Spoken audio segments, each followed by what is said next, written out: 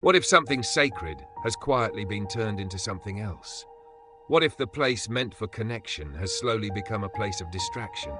And what would happen if someone came, not to accept that change, but to restore what was lost? There is a moment in the Gospel of John that carries a strong and unforgettable message.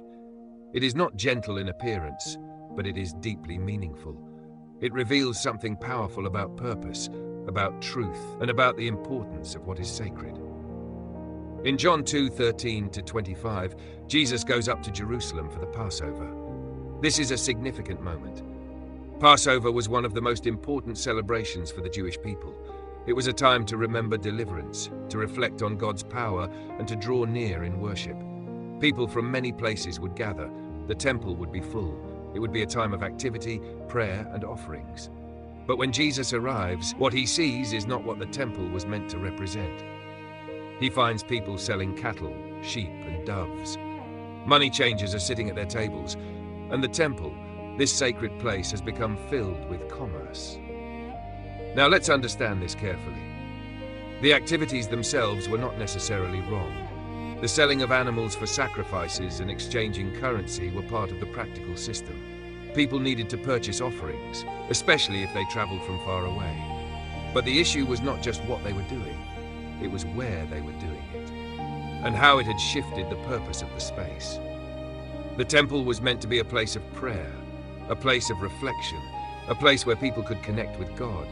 But instead it had become crowded with noise, transactions, and distractions. What was once centered on worship had become centered on activity. And when Jesus sees this, his response is strong. He makes a whip out of cords. He drives out the sheep and cattle. He scatters the coins of the money changers. He overturns their tables. And he commands those selling doves, "Get these out of here! Stop turning my Father's house into a market!" This is not a quiet correction. It is a powerful action. It shows that something important is being defended. Because what Jesus is protecting is not just a physical space. It is the purpose of that space, the meaning behind it, the intention it was meant to hold. And then he says something that stands out. "Stop turning my Father's house into a market." This statement reveals something deeper. It shows that Jesus sees the temple as his Father's house, a place belonging to God, a place meant for something higher than transactions, a place meant for connection, for reverence, for truth. And when that purpose is replaced, something needs to change. The disciples, witnessing this moment, remember what is written, "Zeal for your house will consume me." This is a reference to Scripture showing that this moment was not random. It was connected to something larger, something already spoken, something already understood. This act reflects a deep commitment, a passion for what is right, a desire to restore what has been lost. And the people around begin to react. The Jewish leaders come to Jesus and ask, "What sign can you show us to prove your authority to do all this?" In other words, they are asking, "Why are you doing this? Who gave you the right?" And Jesus answers in a way that is not immediately understood. "Destroy this temple, and I will raise it again in 3 days." This response confuses them. They think he is speaking about the physical temple. After all, the temple had taken decades to build. How could he rebuild it in 3 days? But Jesus is not referring to the building. He is speaking about something greater, the temple of his body. This is a moment where meaning goes deeper than what is visible. Jesus is pointing toward his future death and resurrection. He is revealing that he himself will become the center of a new kind of connection between God and humanity, a new way to understand access, presence, and relationship. But at the time, many do not understand. They respond based on what they can see, based on what they think they know. But Jesus is speaking about something beyond that. And this becomes a pattern. Throughout this passage, we see a contrast between what is seen and what is true, between what is happening on the surface and what is happening at a deeper level, between external understanding and internal meaning. After this moment, many people begin to believe in Jesus because of the signs they see. But Jesus does not entrust himself to them. Why? Because he knows what is in people. He understands human nature. He knows that belief based only on signs can be shallow. Because true understanding goes deeper. It is not just about witnessing something, it is about recognizing something. It is about seeing beyond the surface. And this is important, because in life it is easy to focus only on what is visible, what can be measured, what can be observed. But there is often something deeper happening beneath the surface.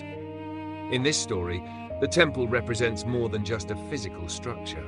It represents purpose, meaning, the place where connection with God was meant to happen. And when that purpose is disrupted, it affects everything. Because what we surround ourselves with shapes what we experience. If the temple becomes filled with noise and distraction, it becomes harder to focus on what truly matters. And Jesus steps in to restore that focus, to bring attention back to what is important. This is not just about a building. It is about alignment. It is about purpose being restored. It is about removing what does not belong so that what matters can be seen again. And this idea can extend beyond the temple in Jerusalem, because in many ways people today carry their own inner temple, their thoughts, their focus, their priorities. And over time, those spaces can also become filled with distractions, with noise, with things that take away from what truly matters. This story invites reflection. What is filling your attention? What is taking up space in your focus? What is shaping your priorities? Because just like the temple, those spaces matter. And sometimes what needs to change is not something external, but something internal. A shift in direction, a removal of what distracts, a return to what matters. Jesus' actions in the temple were not random. They were intentional. They were purposeful. They were meant to restore what had been lost. And while the actions appear strong, the message behind them is one of clarity, of purpose, of truth. Because when something sacred is treated as ordinary, it loses its meaning. And when something important is overlooked, it loses its impact. Jesus is showing that what belongs to God should not be reduced to something less. It should be honored, protected, respected, and in doing so, he reveals something about his own identity. He is not just reacting to a situation, he is revealing authority, purpose, and mission. This moment also shows that not everyone understands right away. Even those who are present may not fully grasp what is happening, because understanding often comes after reflection, after time, after looking deeper, and that is part of the journey. Sometimes meaning unfolds gradually, not instantly, and this is why Jesus speaks in ways that invite thought, that invite reflection, that invite deeper understanding. Because true insight often requires more than just observation. It requires consideration, an openness, and willingness to look beyond the surface. As the passage ends, it highlights that Jesus knows what is in people. He understands what lies within. He sees beyond appearances. And this reminds us that there is more to reality than what can be immediately seen. There is depth, there is intention, there is meaning beyond the visible. And in that depth, transformation can happen. Just like in the temple, where what was out of place is removed, and what is meant to be there is restored. And maybe that is the deeper message, not just about a building, but about life, about focus, about alignment, about returning to what matters most. Because sometimes the most important changes are not adding something new, but removing what doesn't belong and creating space for what does. Thank you for watching this video. If this message spoke to you, take a moment to like, follow the channel, and share this video with someone who may need to hear it.